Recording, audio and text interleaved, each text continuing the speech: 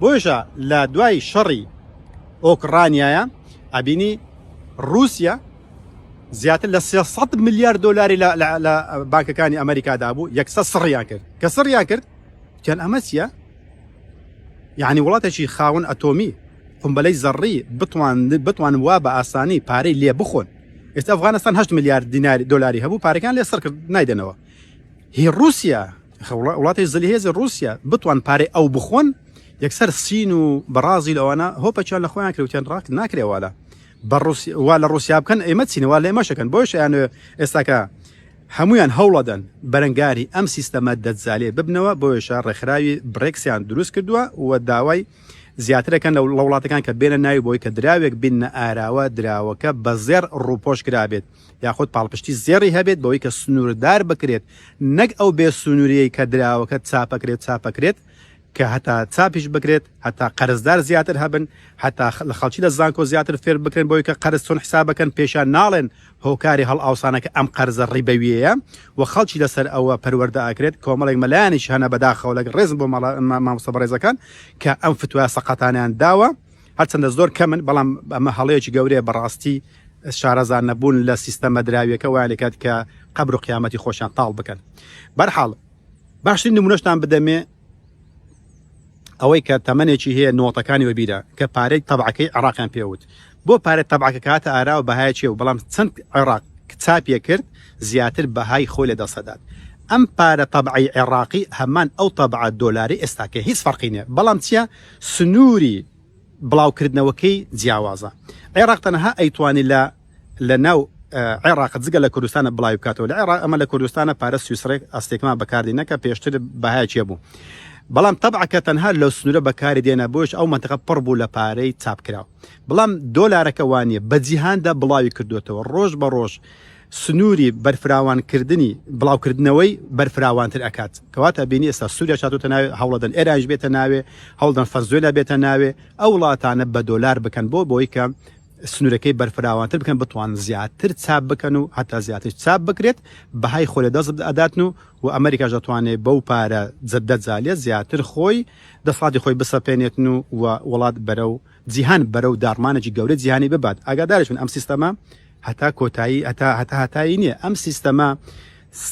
هەنگاوی ناوە بۆ لە ناوچون و نەمانی ئەم سیستەمە بۆ چونکە برێکس و ئەو وڵاتان کە دێنە ناوی هەوڵ ئەدەن کە ئەم سیستەمە نەمێنی. لە هەمان کاتیشدا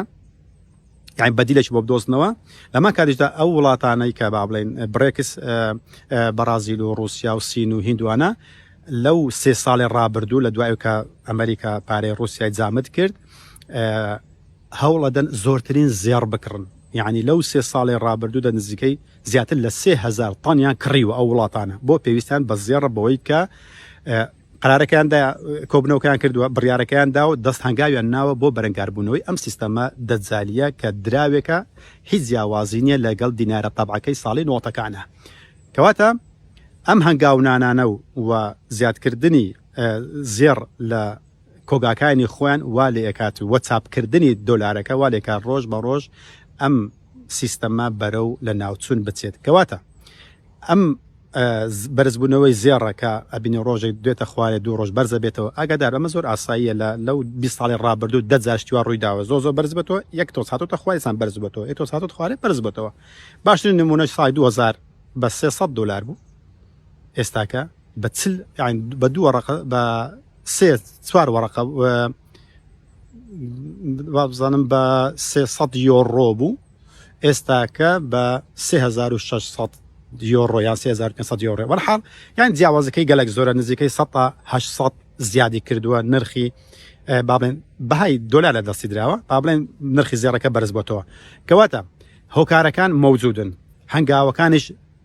ڕۆژ بە ڕۆژ زیادە بن بۆ بەرەنگاربوونەوەی ئەم سیستەمە دەجاری لەلایەن ڕێکخراوی یاخود ئەو وڵاتانەی برێکسە. کەواتە ئەمە کە داش بەزی ئاگادار بن زۆر ئاساییە بەرزە بێتەوە بۆ چونکە سیستەمەکە ڕۆژ بە ڕۆژ زیادە بێت،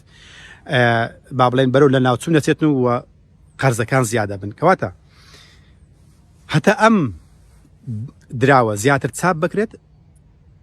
بەهای خۆی لە دەسەدا دراوەکە با بڵێن دۆلارەکە. پرسیارێک ئەوەیە ئایا زێر بەرزە بێتیان دائەبەزێت؟ هەتا ئەم سیستەمە بەردەوام بێت قەت پرسیاری دابەزین مەکرد بۆ چونکە سیستەمەکە هۆکارەکەیەتی وزەی ئەم سیستەمە قەرزە و هۆکاری هەڵ ئەوسانیش قەرزە کەواتە سیستەمەکە مەوجودە وزەکە مەوجودە کە قەرز هەرەکرێت و لە هەمان کاتیشدا هۆکاری بەرزبوونەوەی کاڵاکان زێر بە تایبەتی زێڕۆزی بە تایبەتی ئەویش هەر مەوجودەکەواتە ئەبێ بەرز بێت و ناوێ بەرز نەبێتەوە لە هەمان کاتیشدا کە تەوژمی خێرایی بەرزبوونەوەی نرخی زێر ئەکات لە جیهاندا دابەزاندنی ڕێژەی سووی بانکی احتیاتی ئەمریکایە بۆ چونکە هەتا ڕێژەکەی کەمتر بێت کۆمپانیایەکان و خەڵک و حکومەتەکان ئەتوانن زیاتر قەرز بکەن کە زۆتریان قازکیان دەرگای کردنەوەی قەرز و دەرگای کردنەوەی قەرز یعنی زیاتر چاپکردنی دراوە کاگەدار بە کەواتە دەرگایەکە زیاتر بکرێتەوە زیاتر بەهای خۆ لە دەسەدات بۆش ئەگەر ئێستا لە 4.25 ئەگەر بێت و بیکاتە بە $4 4 ئەو کاتە دەرگاکە هی وڵاترە بێت زیاتر کرێتەوە کەواتە زیاتر بەهای خۆ لە دەسەدات دراو دۆلار با بڵێن و زیاد بەرزترە بێتەوە چەند زیاتر دای بەزێنێت نرخی سووەکە دابەزێنێت نرخی با بڵێن دراوەکە بێبەهاترە بێت لە ساڵی 1970 ئاگادار بن با بڵێن 10 ساڵ دوای ئەوەی کە ئەو سیستەمە دەجالی هاتە ئاراوە زێر لە $35 بۆ کاتە یەک ئۆنسا $35 بوو بەرز بۆ $1000 نزیکەی $850 تقریبان ڕۆیشت بەڵام حکومەتی ئەمریکای چی کرد یەکسەر ڕێژەی سووی گەیاندە 120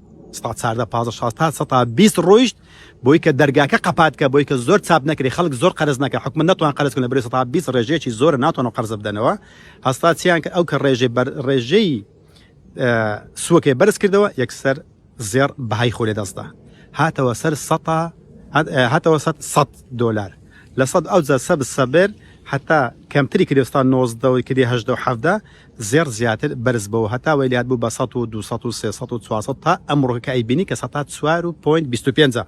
کەواتە دەبی چاومان لەسەر ئەوە بیکە ئایا خەڵک قەرزەکات حکومەتەکان قەرزەکان و قەرز حکومەتەکان زیاتر ئەبێت و دەرگاکە وڵاترەیە وڵاترنی ئەو کاتە بۆ ماڕوونە بێتەوە کە ئایا بەهای خۆی لە دەسەدا یان لە دەست نادات ئەمە بە شێوەیەکی زانستی و مێژوویە کە بۆم باسکردوون لە قەدیمدا بەڵام ئێستا کورکراوەکەیتی هیوادارم بەرچاوڕوون بن کەواتە ئەمە هۆکارەکەیەتی